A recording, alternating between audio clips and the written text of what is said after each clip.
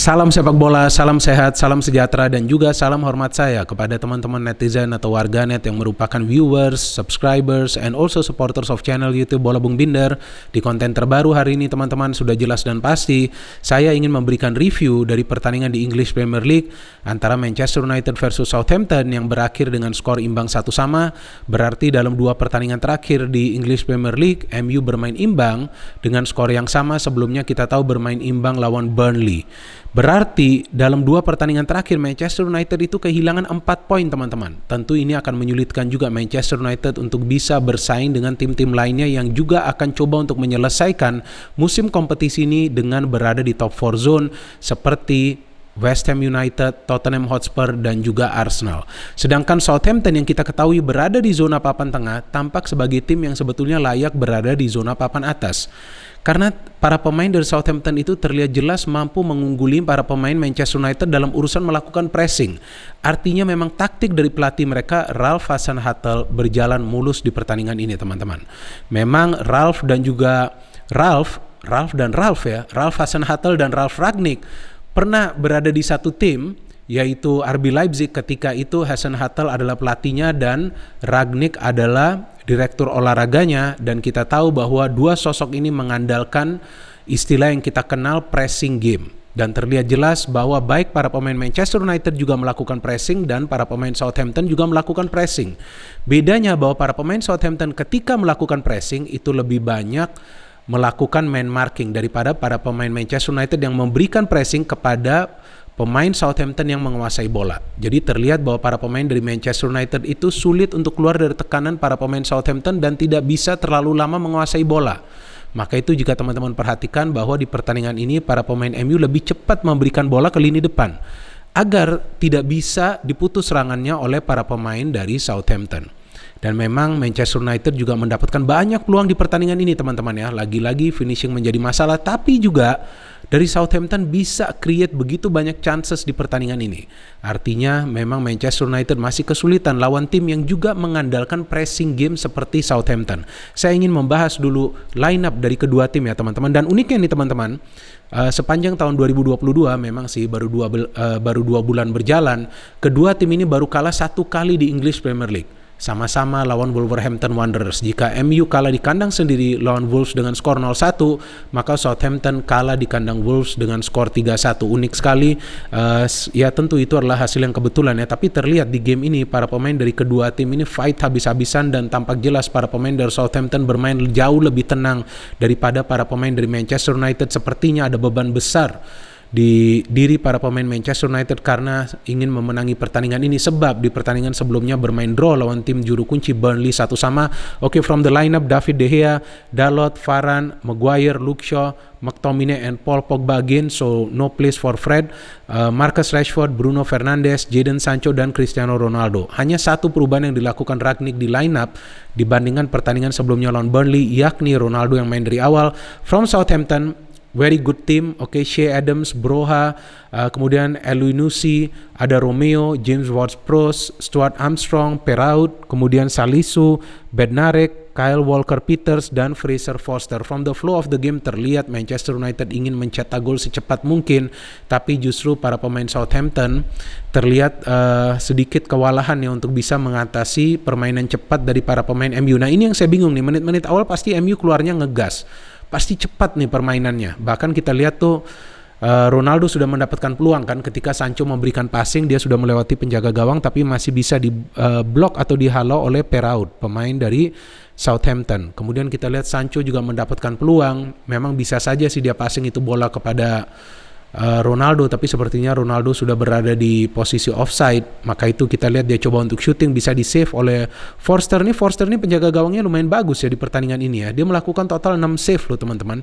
Memang ini bukan penjaga gawang yang muda, sudah berusia 33 tahun. Sebelumnya dia bermain di Celtic, pernah juga bermain di Newcastle United. Ya, what a player. Good performance from Fraser Forster. De Gea juga main lumayan bagus.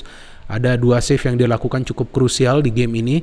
And setelah itu kita melihat memang para pemain MU tampil dominan dan akhirnya MU bisa mencetak gol ketika memang kita lihat bahwa Bruno Fernandes bermanuver ya di lini pertahanan dan dia bisa mengirimkan umpan direct yang begitu akurat kepada Rashford, dan Rashford bisa memberikan umpan kepada Sancho yang begitu manis dan Sancho bisa menyelesaikan umpan tersebut menjadi gol. Dan kita tahu bahwa ini adalah gol kedua dari Jadon Sancho, dan saya melihat bahwa Jadon Sancho ini setelah Ole meninggalkan Manchester United permainannya jauh lebih baik, teman-teman. Jelas loh, saya benar-benar gak bohong, jauh lebih baik permainannya. Di Premier League sekarang dia sudah mencetak 2 gol. Sebelumnya dia mencetak gol lawan Chelsea, pada saat itu MU sudah dilatih oleh Michael Carrick kan untuk sementara. Kemudian ini dia di pertandingan lawan Southampton, ya kan dia mencetak 1 gol. Sebelumnya memang dia mencetak gol juga di Piala FA, tapi kan saya berbicara tentang di Premier League. Di Premier League baru 2 gol. And Southampton got few chances, ya kan. Menjelang babak pertama berakhir itu Southampton jauh lebih banyak menguasai jalannya permainan, bahkan hingga 70% loh possessionnya. Ini kan mainnya di Old Trafford, tapi MU bahkan tidak bisa lama menguasai bola. Saya gak paham Pogba itu ngapain di tengah, McTominay itu ngapain, bahkan McTominay pun mendapatkan kartu kuning. Mereka kalah duel dengan para pemain dari Southampton. Romeo mainnya luar biasa, Ward-Prowse mainnya luar biasa, Stuart Armstrong mainnya luar biasa, Broha mainnya luar biasa. Skill individunya mengganggu para pemain dari Manchester United. Memang Southampton mendapatkan 2 peluang sebelum babak pertama berakhir. Salah satunya yang saya melihat tuh peluang yang berbahaya adalah dari Armstrong, kemudian ada juga dari Perraud. Tapi memasuki babak kedua ini terlihat bahwa para pemain Southampton ini langsung ngegas karena mereka sebelumnya kan mendapatkan peluang sebelum halftime. Dan lagi-lagi seperti di pertandingan lawan Burnley, baru saja babak kedua dimulai beberapa menit, MU sudah kebobolan umpan dari Elyounoussi kepada Che Adams. Dia masuk di belakang Dalot tidak melihat pergerakannya dan dia bisa melakukan finishing yang sempurna. Kita lihat terkena tiang dalam baru gol. Kemudian setelah itu memang Southampton yang mendapatkan beberapa peluang, di mana kita lihat peluang terbaik dari Broha ya. Dan saya bingung juga tuh, Luke Shaw kok melanggar Broha seperti itu ya. Itu kan jarang-jarang tuh pemain di Premier League melakukan pelanggaran seperti itu ya. Tampak jelas para pemain MU kewalahan untuk bisa mengantisipasi gerakan cepat dari para pemain Southampton. Padahal para pemain Southampton itu lebih banyak mengandalkan passing loh teman-teman. Tapi passing mereka ke pemain terdekat, passingnya juga jauh lebih akurat. Shootingnya bisa di-save oleh De Gea. Kemudian baru terlihat MU perlahan-lahan mulai bangkit, mulai mendapatkan lebih banyak peluang. Tapi yang saya perhatikan cara permainan MU nih ya teman-teman, juga seperti lawan Burnley, ini sepertinya udah kebaca. Fullback dapat bola, akan cepat berikan umpan ke depan, antara ke Bruno atau juga ke salah satu penyerang sayap. Siapapun fullback itu. Apakah Luke Shaw, apakah Telles atau Dalot, ya terlihat mereka cepat akan memberikan bola ke depan. Jadi permainan itu tidak diproses di tengah dulu. Jadi saya tidak melihat ada build up yang rapi dari para pemain Manchester United. Ini beda sekali permainan MU. Ketika dipegang oleh Ole terlihat bahwa bola itu diproses dulu di tengah.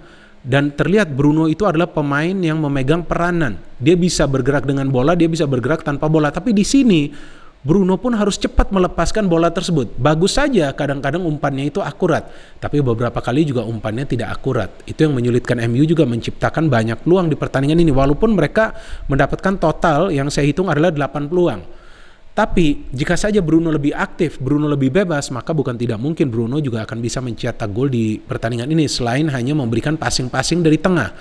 Dan kita lihat siapa saja itu yang mendapatkan peluang dari MU. Ada Ronaldo, ada Dalot, Maguire bahkan mendapatkan 2 peluang di game ini kan, dimana dia hampir mencetak gol ya, walaupun 2 peluang itu dari bola mati ya. But overall terlihat secara permainan, oke, memang MU menciptakan lebih banyak peluang teman-teman, tetapi secara permainan para pemain Southampton bermain lebih rapi lagi. Mereka tahu game plan mereka itu apa, menekan Manchester United di kedua sektor flank, menyulitkan pergerakan dari Bruno Fernandes dan mengawal mati Cristiano Ronaldo. Maka itu Ronaldo tidak banyak mendapatkan peluang di pertandingan ini, dan hampir saja Southampton mendapatkan penalti itu ketika Maguire salah tingkah di dalam kotak penalti dan akhirnya dianggap bahwa dia tidak melakukan pelanggaran ke Broha. Tapi terlihat para pemain Southampton menikmati permainan mereka di Old Trafford, padahal mereka adalah tim tamu. Dan di sini terlihat jelas sekarang bahwa MU adalah tim yang main mengandalkan direct passing dan juga counter. Karena terlihat dalam beberapa kali proses counter justru Manchester United menciptakan peluang-peluang yang berbahaya. Apalagi ketika counter itu dilakukan oleh pemain-pemain yang punya speed seperti Sancho atau juga Rashford. Jadi saya agak bingung juga MU yang kita harapkan bisa bermain sepak bola mengandalkan passing, kemudian sedikit possession, menciptakan peluang-peluang yang berbahaya melalui passing game mereka, justru belum terlihat pola permainan seperti itu teman-teman. Tampaknya Rangnick membutuhkan waktu jauh lebih lama Dan saya pikir untuk saat ini Rangnick akan sulit untuk bisa mengubah MU sebagai tim yang akan bisa challenge tim-tim besar lainnya di English Premier League. Dan untuk Southampton terlihat permainannya begitu menawan. Saya justru terkesan melihat permainan dari Southampton di mana para pemain itu tidak gentar menghadapi pemain-pemain besar dari Manchester United, dan saya tidak melihat para pemain Southampton itu melakukan kesalahan di pertandingan ini yang bisa dimanfaatkan oleh para pemain Manchester United. Maka itu MU juga tidak bisa mendapatkan keuntungan, apakah itu dari tendangan bebas atau apalagi dari tendangan penalti. So this is a well deserved draw for Southampton. Saya pikir ini hasil draw layak untuk Southampton, dan MU harus improve lagi. Passing game harus lebih baik lagi daripada hanya mengandalkan direct pass apalagi counter attack, karena MU adalah tim besar. Saya pikir hanya bermain counter attack lawan tim seperti Southampton itu ya sesuatu yang mengejutkan ya, apalagi nanti kalau lawan tim-tim besar lainnya teman-teman.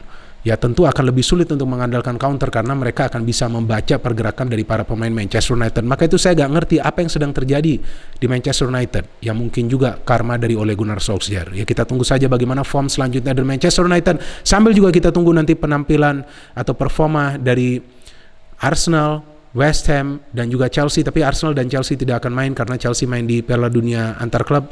Maka itu match mereka lawan Arsenal gak jadi main. Tapi kita tunggu saja nanti pertandingan dari West Ham yang akan lawan Leicester ya, di Leicester ya. Karena West Ham juga salah satu penantang dari Manchester United untuk bisa finish di spot UCL musim depan.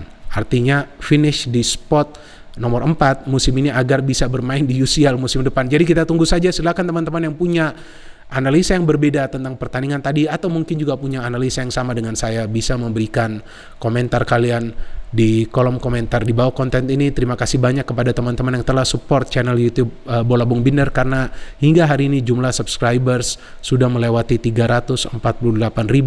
Nah itu dia, saya berikan screenshot dari jumlah subscribers. Terima kasih banyak teman-teman yang telah mendukung kemajuan dari channel YouTube Triple B, dan saya harapkan dukungan dari teman-teman akan tetap konsisten, dan seperti biasa saya akan selalu memberikan analisa yang logis dan juga fair. No hate, only football. Salam sepak bola.